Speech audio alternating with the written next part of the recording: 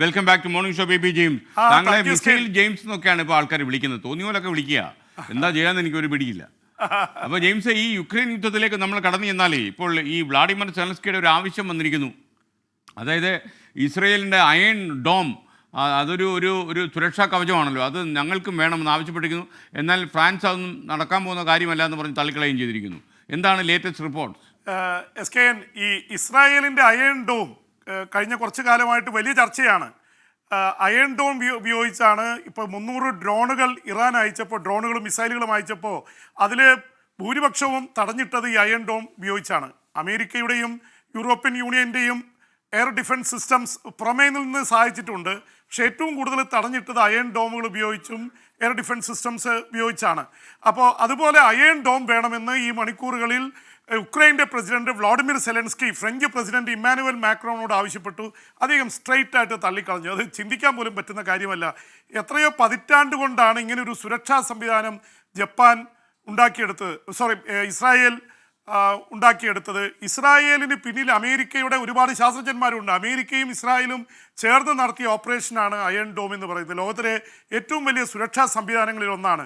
SKN, Iran ഈ 300 ഡ്രോണുകളും മിസൈലുകളും അയച്ചപ്പോൾ ആ ദിവസം ഇസ്രായേലിന് ചിലവായത് 11,000 കോടി രൂപയാണ്. എന്ന് വെച്ചാൽ ഒറ്റ ദിവസത്തെ ചിലവാണ്. ഇത് ഉക്രൈനെ കൊണ്ട് താങ്ങാൻ പറ്റില്ല. വെസ്റ്റേൺ വേൾഡിന് അങ്ങനെ ഒരു സംവിധാനം ഉണ്ടാക്കി കൊടുക്കണമെങ്കിൽ തന്നെ അത്ര വലിയ തുക വേണ്ടി വരും. ലക്ഷക്കണക്കിന് കോടിയുടെ ഒരു സംവിധാനമാണ്. എവിടെ വന്നാലും, ഇസ്രായേലിൻ്റെ ഏത് അതിർത്തിയിൽ വന്നാലും ഇതിനെ ടാർഗറ്റ് ചെയ്ത് ഇൻ്റർസെപ്റ്റ് ചെയ്ത് തകർത്തിടുക എന്ന് പറയുന്നത് വല്ലാത്തൊരു ഇതാണ്. റംസ്ഫെൽഡിൻ്റെ കാലത്ത് അമേരിക്കയിൽ എങ്ങനെ സ്റ്റാർ വാർസ് യുദ്ധമുണ്ടായാൽ തടയാൻ വേണ്ടി അമേരിക്കയെ മൊത്തം ഡിഫൻസ് സിസ്റ്റം സ്ഥാപിക്കാനായിട്ടൊരു വലിയ തുക പ്രഖ്യാപിച്ചിരുന്നത്. ദശലക്ഷക്കണക്കിന് കോടിയായിരുന്നു. അത് വേണ്ടത് പിന്നീട് തീരുമാനിച്ചിരുന്നു. അമേരിക്ക ആരെ ആക്രമിക്കാൻ ശ്രമിച്ചാലും അത് വ്യോമാതിർത്തിക്ക് പുറത്ത് വെച്ചതെല്ലാം തട്ടിക്കളയുന്ന ഒരു വലിയ ഡിഫൻസ് സിസ്റ്റം. അപ്പോൾ അത് എളുപ്പമല്ല എന്ന് വ്യക്തമാക്കിയിരിക്കുകയാണ്. കാരണമുണ്ട്. SKN, റഷ്യ ഇപ്പോഴും കിഴക്കൻ ഉക്രൈൻ അടക്കമുള്ള പ്രദേശങ്ങളിൽ കൂടുതൽ സ്ഥലങ്ങൾ പിടിച്ചുകൊണ്ടിരിക്കുകയാണ്. സെലൻസ്കിക്ക് ഇരിപ്പുറയ്ക്കുന്നില്ല. കഴിഞ്ഞ ഒരു 6 മാസം മുമ്പ് വരെ മുന്നിട്ട് നിന്നിരുന്ന ഉക്രൈൻ റഷ്യയുടെ മുന്നേറ്റത്തിൽ തളർന്നുകൊണ്ടിരിക്കുകയാണ്. പ്രത്യേകിച്ച് അമേരിക്കയിൽ നിന്ന് ആയുധം ലഭിക്കുന്നില്ല, യൂറോപ്പിൽ നിന്നും വേണ്ടത്ര സഹായം ലഭിക്കുന്നില്ല.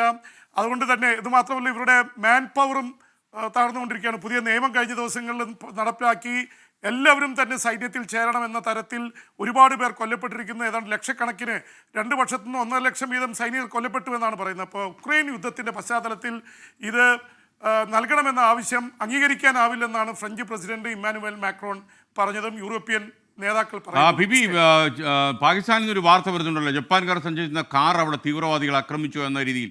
എന്തെങ്കിലും കാഷ്വാലിറ്റി ഉണ്ടോ? വിവരങ്ങൾ എന്തൊക്കെയാണ്?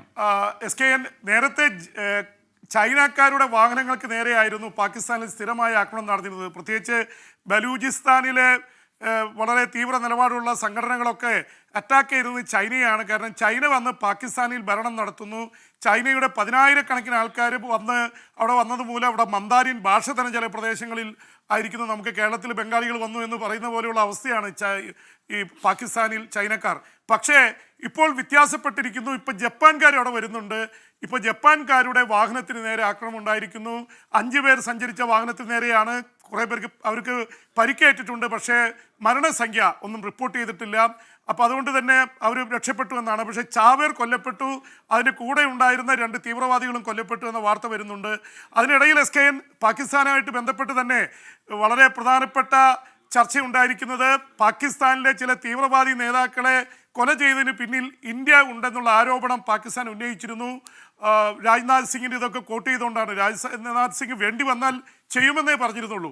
പക്ഷേ അമിത്ഷാ ആഭ്യന്തരമന്ത്രി വളരെ കൃത്യമായിട്ട് പറഞ്ഞിരിക്കുന്നു, ഞങ്ങൾക്കതിൽ പങ്കില്ല, ഞങ്ങൾ ഇതിൽ ഇടപെടാൻ പോകണം, അത് ഏജൻസികളുടെ കാര്യമാണ്, ഏജൻസികൾ തമ്മിൽ തീർക്കട്ടെ, ഇന്ത്യ സർക്കാരിന് അതിൽ പങ്കില്ല, ഞങ്ങളതിൽ ഇൻ്റർവ്യൂൻ ചെയ്യാൻ ഇടപെടാൻ എന്തിനു പോകണം എന്നുള്ള മറുപടി ചോദിച്ചിട്ടുണ്ട്. അതിനിടയിൽ ഒരു പ്രധാനപ്പെട്ട കാര്യം കൂടി, ജയിലിൽ കിടക്കുന്ന പാകിസ്ഥാൻ്റെ മുൻ പ്രധാനമന്ത്രി ഇമ്രാൻഖാൻ, പ്രശസ്തനായ മുൻ ക്രിക്കറ്റ് താരം ഇമ്രാൻഖാൻ വലിയ ഭീഷണിയുമായിട്ട് രംഗത്തിറങ്ങിയിരിക്കുന്നു. ആദ്യമായിട്ടാണ് പാകിസ്ഥാൻ്റെ സൈനിക മേധാവിക്കെതിരെ ഒരു രാഷ്ട്രീയ നേതാവ് വലിയ ഭീഷണി ഉയർത്തുന്നത്. അദ്ദേഹം പറഞ്ഞിരിക്കുന്നത്, എൻ്റെ ഭാര്യയ്ക്കെതിരെ നീങ്ങിയാൽ നിങ്ങൾ അതിന് വില കൊടുക്കേണ്ടി വരും, നിങ്ങൾ അനുഭവിക്കേണ്ടി വരും എന്നുള്ളത്. ബുഷ്ര ബീവി എന്ന തൻ്റെ 3ാമത്തെ ഭാര്യയെ വീട്ടുതടങ്കലിലാക്കി ഉപദ്രവിക്കുന്നതിന് പിന്നിൽ പാക് സൈനിക മേധാവി മുനീറാണെന്നുള്ള ആരോപണം ഉന്നയിച്ചുകൊണ്ടാണ് പാകിസ്ഥാന്റെ മുൻ പ്രധാനമന്ത്രി ഇമ്രാൻഖാൻ രംഗത്ത് വന്നിരിക്കുന്നത്. S K. Okay, thank you V P James. ഇനി നാളെ കാണാം ഇതേ സമയം ഈ പരിപാടിയിൽ. വിദേശ വാർത്തകൾ നാളെ.